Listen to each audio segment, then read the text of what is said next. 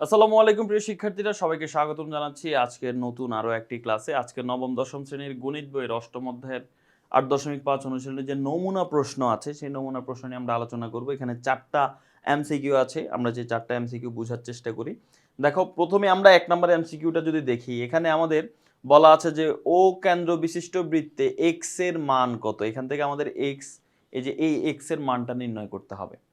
তো দেখো, এক্স এর মান আমরা এখানে নির্ণয় করতে পারি, কয়েকভাবেই এটা নির্ণয় করা যায়। প্রথমে খুবই সহজ একটা উপায় হচ্ছে যে কোনো একটা বৃত্তের এই যে যদি আমি এখানে আঁকি, এটাকে কি বলা হয়? কেন্দ্রস্থ কোণ। আর এটাকে আমরা বলবো কি? বৃত্তস্থ কোণ। এই যে একই চাপ, এই চাপটার নাম মনে করো এ বিডি, এই যে বি, এটা হচ্ছে ডি। এই বিডি চাপের উপর এই যে বিওডি, এটা কেন্দ্রস্থ কোণ, আর বিএডি এটা হচ্ছে বৃত্তস্থ কোণ। তো আমরা জানি কেন্দ্রস্থ কোণ আর বৃত্তস্থ কোণের মধ্যে একটা সম্পর্ক আছে। সম্পর্ক হচ্ছে কেন্দ্রস্থ কোণের মান যত হবে, বৃত্তস্থ কোণের মান তার অর্ধেক হবে। তো কেন্দ্রস্থ কোণ যেহেতু এখানে 108 ডিগ্রি বলা আছে, তাহলে এটা কত হবে? 108-এর অর্ধেক।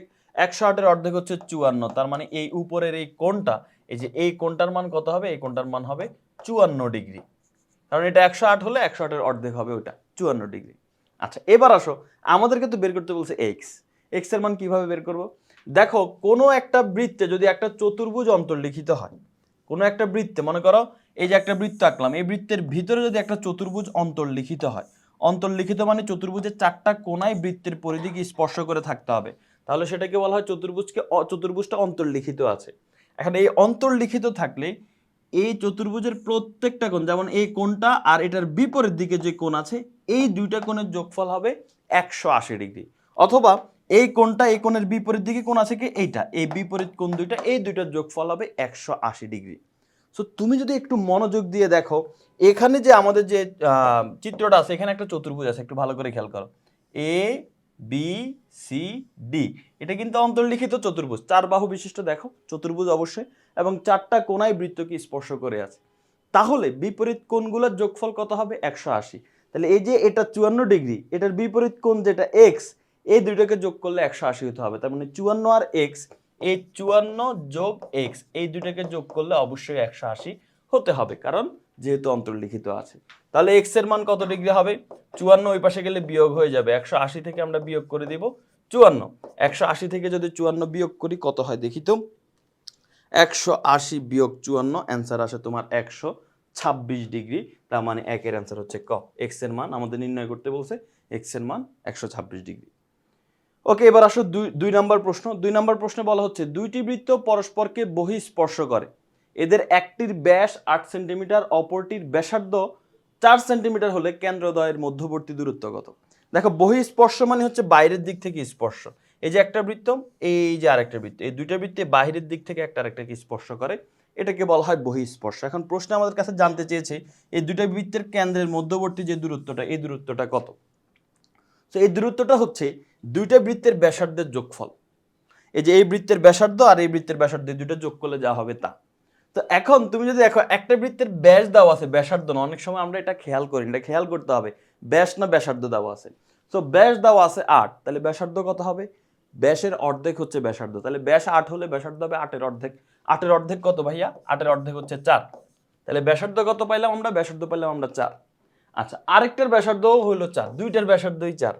এটা কিন্তু ডাইরেক্ট ব্যাসার্ধই দেওয়া আছে, এটা তার ব্যাস দেওয়া নাই। তাহলে একটার ব্যাসার্ধ 4, আরেকটার ব্যাসার্ধ, দুইটার ব্যাসার্ধই হচ্ছে 4 4। তাহলে এখন কেন্দ্রদ্বয়ের মধ্যবর্তী দূরত্ব কত হবে? দুইটা 4 যোগ করে দিতে হবে, দুইটা ব্যাসার্ধ যোগ করে দিতে হবে, দুইটা ব্যাসার্ধ যোগ করলে হয় 8। তার মানে অ্যান্সার হচ্ছে 8। খ নাম্বারটা হচ্ছে অ্যান্সার। আশা করি বুঝতে পেরেছো। এবার আসো, আমরা এখানে একটা চিত্র দেখতে পাচ্ছি, চিত্র দিয়ে আমাদের 3 আর 4 নাম্বার প্রশ্নের উত্তর করতে বলতেছে। তো চলো, চিত্রটা দেখতে একটু ভয়ঙ্কর লাগতেছে না? সমস্যা না, আমরা এটা সমাধান করতে পারবো। আসো, এখানে আমাদের চিত্রের মধ্যে একটা চিত্র দিয়ে বলতেছে বিওসি কোণের মান কত আছে। বিওসি কোণ বের করবো আমরা, সমস্যা নাই, বাট বলছি কি সেটা আমরা একটু দেখি। বলা আছে এ বিওসি রেখাংশদ্বয় বিসিডি বৃত্তের স্পর্শক। এই যে এ বি আর এসি, এটা এই বিসিডি যে বৃত্তটা আছে, এই বৃত্তের দুইটা স্পর্শক। ও হচ্ছে কেন্দ্র, আর বিএসি কোণের মান 60 ডিগ্রি। এই যে বিএসি, এই কোণটার মান বলে দেওয়া আছে, এই কোণটার মান দেওয়া আছে 60 ডিগ্রি। এখন তোমাকে বের করতে হবে কি? তোমাকে বের করতে বলতেছে বিওসি, মানে এই যে এই কোণটা বের করতে বলছে। সো সহজ, কেমনে? দেখো, কোনো একটা বৃত্ত এবং সেই বৃত্তের মধ্যে যদি একটা স্পর্শক থাকে, এই স্পর্শকের সাথে বৃত্তের কেন্দ্র দিয়ে যদি এই স্পর্শক বরাবর একটা ব্যাসার্ধ আঁকো, তাহলে এখানে যে কোণটা উৎপন্ন হয় এই কোণটার মান হচ্ছে 90 ডিগ্রি। তাহলে তুমি দেখো এখানে প্রশ্নে বলা আছে, দেখো এসি আর এ বি এই দুটো হচ্ছে স্পর্শক, তাহলে এসি যেহেতু স্পর্শক এবং ওসি একটা ব্যাসার্ধ কেন্দ্র থেকে পরিধি পর্যন্ত, তাহলে এই কোণটার মান কত ডিগ্রি ভাইয়া? এই কোণটার মান হচ্ছে 90 ডিগ্রি। সেম ভাবে শুধু এসি স্পর্শক না, এ বিও কিন্তু স্পর্শক। তাহলে এই যে দেখো এ বি, এটাও কিন্তু একটা স্পর্শক। এই স্পর্শকটা এই ব্যাসার্ধের সাথে কত ডিগ্রি কোণ উৎপন্ন করবে? 90 ডিগ্রি। মনে রাখবা বৃত্তের কোনো বিন্দুতে স্পর্শক আর ব্যাসার্ধ পরস্পর 90 ডিগ্রি কোণ উৎপন্ন করে, তাহলে এটাও 90 ডিগ্রি। এখন সহজ কিভাবে দেখো, এটা কিন্তু একটা চতুর্ভুজ হয়ে গেছে, ও বি এ সি, এটা কিন্তু একটা চতুর্ভুজ। এই যে দেখো 4 বাহু, 1 বাহু 2 বাহু 3 বাহু 4 বাহু দ্বারা আবদ্ধ। এখন চতুর্ভুজের 4টা কোণের সমষ্টি কত ডিগ্রি? 360 ডিগ্রি। তার মানে এই কোণ, এই কোণ, এই কোণ, এই কোণ, এই 4টা কোণ যোগ করে 360 হয়ে যাবে। সো এই কোণের মান কত? 90। এই কোণের মান কত? 60। এই কোণের মান কত? 90। আর এই কোণের মান নাই, এটাই জানতে চাচ্ছে আমাদের কাছে বিওসি। এই যে বিওসি, এটা সহজ যোগ করলে টোটাল কত হবে? 360 ডিগ্রি। টোটাল কত হবে? 360 ডিগ্রি। এখন যদি আমরা এই তিনটা যোগ করে ফেলি আগে বাম পক্ষে, 90 90 180, 180 সাথে যদি 60 যোগ করি তাহলে হবে 240 ডিগ্রি। আর এখানে আছে কি? বিওসি সমান কত? 360। এখন বিওসি কোণ সমান কত হবে? বিওসি কোণ সমান হবে 360 ডিগ্রি প্লাস 240, ওই পাশে গেলে মাইনাস 240 হয়ে যাবে। 360 থেকে যদি আমরা 240 বাদ দেই তাহলে হবে 120 ডিগ্রি। তার মানে বিওসি কোণ, এই কোণটার মান হচ্ছে 120 ডিগ্রি। অ্যান্সার হচ্ছে গ। আশা করি বুঝতে পেরেছো। না বুঝলে এই যে ভিডিওটা তুমি আরেকবার দেখো, এই এই আমি যে বুঝাইলাম এটা আরেকবার দেখো, ক্লিয়ার হয়ে যাবে ইনশাআল্লাহ। ওকে, এবার আসো 3 নাম্বার প্রশ্ন শেষ, আমরা 4 নাম্বার প্রশ্নে আসি। 4 নাম্বার প্রশ্ন ওই চিত্র সংক্রান্ত। প্রথমে বলতেছে বিডিসি সমান বিএসি, এটা সঠিক কিনা আমরা একটু দেখি। সো এখানে আরেকটা কথা বলা আছে, ডি হচ্ছে বিডিসি চাপের মধ্যবিন্দু। এই যে বিডিসি যে চাপটা আছে এই চাপটার মধ্যবিন্দু হচ্ছে ডি। এখন প্রথমে আমাদের বলা হচ্ছে বিডিসি সমান বিএসি। আচ্ছা আমরা একটু দেখি তো বিডিসি আর বিএসি সমান হয় কিনা। এটা আমরা মুছে ফেললাম।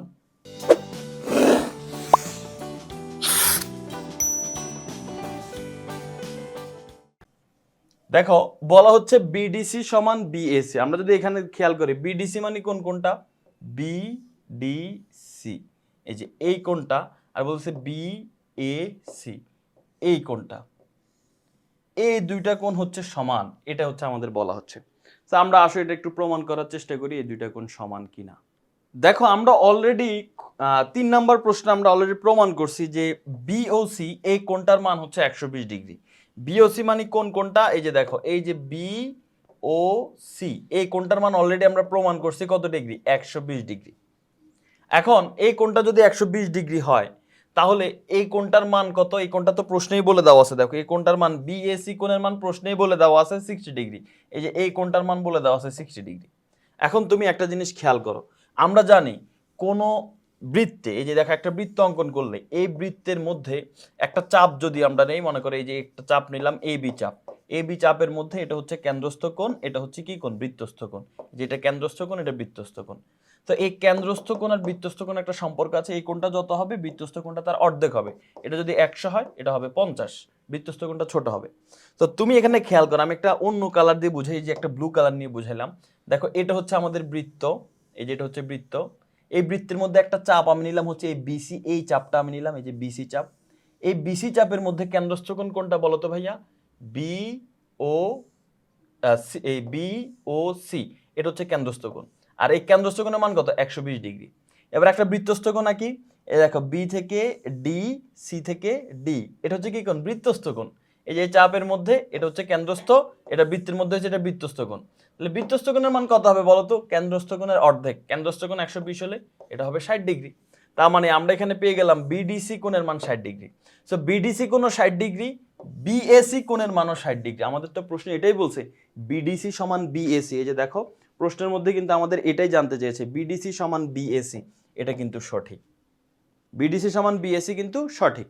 আচ্ছা এবার আসো পরবর্তী প্রশ্নে বলছে বিএসি সমান হাফ অফ বিওসি।